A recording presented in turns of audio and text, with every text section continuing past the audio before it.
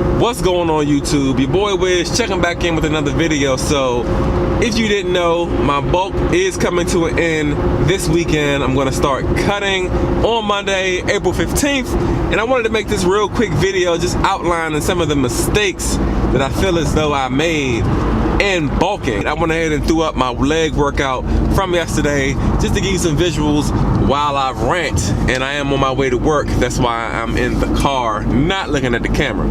So, like I was saying, man, I feel as though the bulk went okay. It went pretty good for the most part. I probably gained a little bit more weight than I should have gained.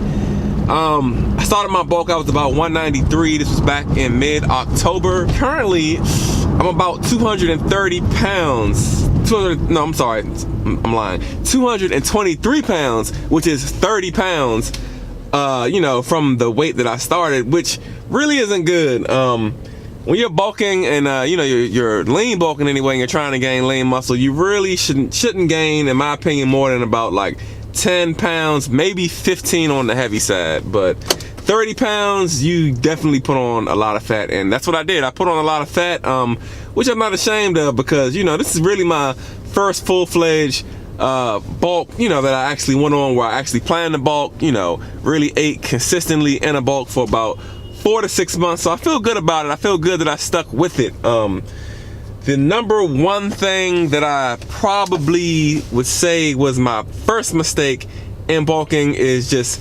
my eating structure. Just eating whatever, whenever. That kind of messed me up, because when you're bulking overall, you always get the idea, when you know that you're kind of off the mark, you put it in your head like, well, I'm bulking, it don't matter, I'm bulking. And doing that, I didn't really track as tightly as I wanted to track. So my number two thing that I said that was a mistake that I made was not really tracking my macros, or mainly just my calorie intake as a whole. And I noticed that in the last couple weeks of my bulk, because I had actually started to not really lose weight on the scale, but I could see that like the thickness, the roundness in my muscles started to go down a little bit. And I was just like, man, I'm getting on the scale, which I really didn't get on the scale a whole lot during this bulk. I'm proud of myself for that. I can visibly see that, like, where my shoulders were thick, and I'm putting on my work shirts and my t-shirts, and they're fitting tighter, they're snug, my jacket was snug. It started to get back a little loose, and I'm just like, man. So a couple of the days that I was eating, not really tracking as much, I would put in all of my food at once at the end of the day and find out that I'm like hundreds of 2 to 3 to sometimes 400 calories short of what my target caloric goal was. And I'm just like, man, that's why I didn't really maintain the growth that I feel like I had throughout the entire bulk. Another thing in reference to eating is I felt as though sometimes I waited too long to eat after working out, where I'm hitting my heavy workouts, my heavy weights. I was really sometimes waiting like more than 2 hours, going on 3 hours before I really took in a meal, to the point where like it almost felt like I was in that no carb brain type of irritation, where like I'm like fiending for a meal. And I feel like, I don't know if that was maybe something that contributed to like the minor muscle loss, at least I felt like I was experiencing towards the end, but it didn't really feel good. I'm a working man, I'm a busy man, I'm a family man, so sometimes as hard as it is sometimes to get my workout in, I would just be focused on like, yeah, I got my workout in, I didn't miss a workout and things like that. But that timing of the nutrition, like I said, I'm not real big on an exact time, but I feel like the timing was more important than I made it out to be. Another thing that I did during my bulk that was a mistake is I started to slightly let uncertainty set in a little bit into my brain. And by uncertainty, I mean like looking in the mirror, obviously the abs are gone. They're done, they're gone. They're still there, but they're not visible.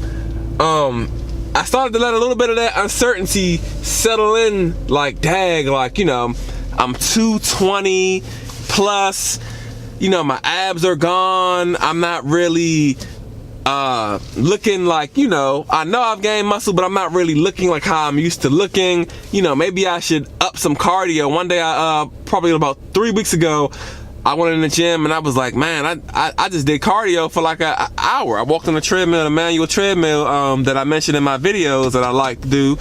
I walked on it for an hour because I just felt as though like I was going to the gym. I wasn't really sweating like I was used to. It had been a long time. I'm in like the 5th month of my bulk, and I'm just like, man, like I kind of miss getting that sweat. I felt like my metabolism like was slow, and all this stuff is just in my head. I just started to feel off, and I really kind of let it settle in to the point where it kind of affected me. I'm looking at my body, not used to not seeing my abs. I got a gut. Real talk, got a gut.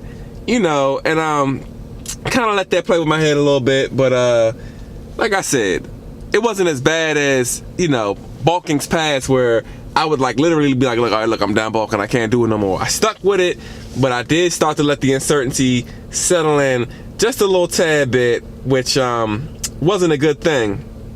2 more things I want to touch on. One of the things that was probably my main problem on the training side was the power building approach. Now, the power building approach, if you watch any of my videos, follow me on Instagram, I love power building. That's powerlifting focused movements, compound movements, along with bodybuilding movements, to sculpt that body. We're building strength and we're building muscle.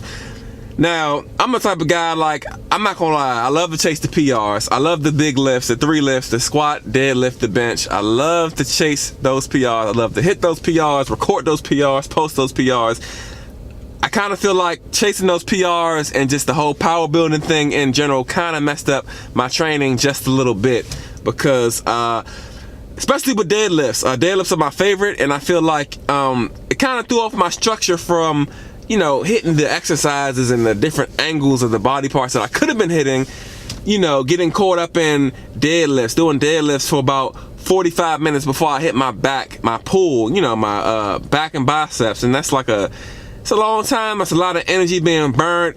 I hit 295 on the bench, taking in all those extra calories, eating all that food, having all that energy. I remember back when I couldn't even do 2 plates. Like 295 as a PR for me, that is great. So definitely was chasing PRs on the bench. The squat, I think I hit a 365, 355. I don't know, don't quote me.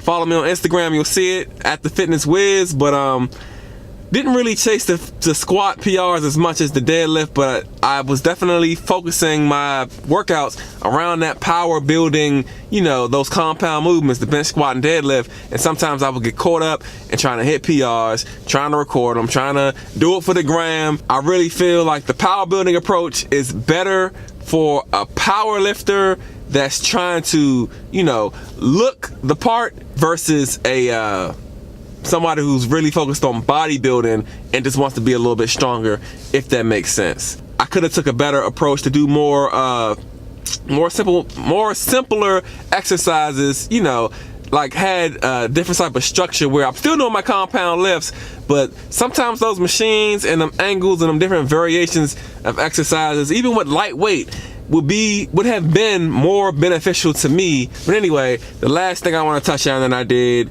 or didn't do was I didn't really get proper rest, and just day in and day out, didn't really get a lot of rest, as much rest as I would want to have gotten, to where, like, say if I work out and I do legs, I know that when I go to sleep after I do legs or anything like that, I'm normally sore the next day.